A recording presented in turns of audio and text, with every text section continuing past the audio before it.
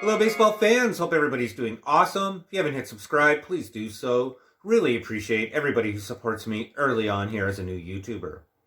So today I thought we could do an interesting vlog, maybe one that's not too popular with Blue Jays fans, but one that needs to be addressed. And that is, with the current state of the Blue Jays, I don't think they're going to make the playoffs this year. And let me go into this. It all comes down to our rotation. And at the time that I'm doing this vlog, we haven't added a solid number 2 or even a solid number 3, I'll say, at this point.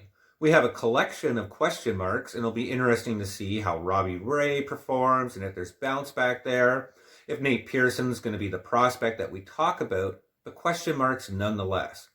And this is what really leads me to worry about the Jays not making the playoffs at the moment. And maybe that's not a bad thing, and I'm going to get into that a little bit later. And when I'm talking about the Blue Jays missing the playoffs, it comes down to looking at the American League East, but more importantly, the New York Yankees. And I think the Yankees have done an impressive job, actually, of adding pieces to their bullpen, to their rotation, and to their lineup. They're a powerhouse. They're always going to be a tough team to get ahead of. And I've said in previous vlogs that the American League East was up for grabs, and I do believe that is true. But that only comes down to getting an awesome number 2, somebody like Sonny Gray or better. Then the Jays have a really realistic chance of overtaking the Yankees. But at this point, I'd say our rotation's almost very comparable to the Yankees, maybe even a little bit less so. So that means the Blue Jays are chasing for one of those 2 wild card spots going into the postseason this year. And let's assume that the Yankees do win the East. And we'll go further and say that the Chicago White Sox win their division. And I'll make a prediction and say maybe it's due for the Los Angeles Angels to win theirs. That means there's some tough teams that the Jays are chasing for just 2 wildcard spots. And that includes Tampa Bay, the Oakland Athletics, the Houston Astros, and even if they do a surge late season, we can never count out the Boston Red Sox, especially with Chris Sale coming back. And out of that group, we can easily assume that the Minnesota Twins are going to get one of those wildcard spots. They're just a superior club out of all the clubs that I've named. So that means the Blue Jays are really chasing for one last wildcard spot, and that's a thick group of teams to get through. Additionally, let's say we do get that wildcard spot. It means that Ryu's probably going to have to pitch that game, which means he might not be available for game 1 if we did win that and go into the first round of the playoffs. So that means who's leading off? Who's our pitcher for game 1? Tanner Roark? Robbie Ray? Not looking good. Looks like a first round exit for sure.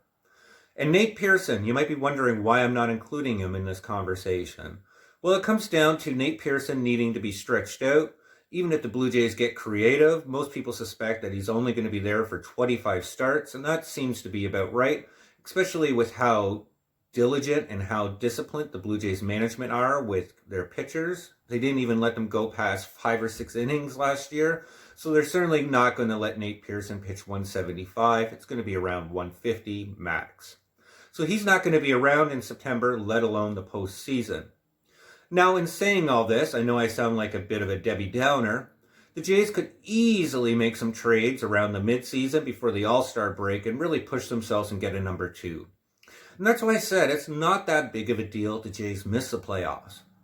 I think we all got overly excited last season, and truthfully, the only reason why the Jays made the playoffs last year was because they had an expanded playoff format, and if they had that again this year, it'd be no question that the Jays are there. So I think Jays fans, we just need to be a little bit more patient. Maybe it's wise that we don't sell the farm for that number 2 just yet. Let's wait till the midseason. Let's see who's available at the All-Star break. Let's see how our team's performing. And that gives the Jays an honest assessment to look at players like Biggio, Teoscar, and Lourdes. And if we are going to make a trade for a solid number 2 starter, it's going to be one of those 3 that are definitely getting shipped out.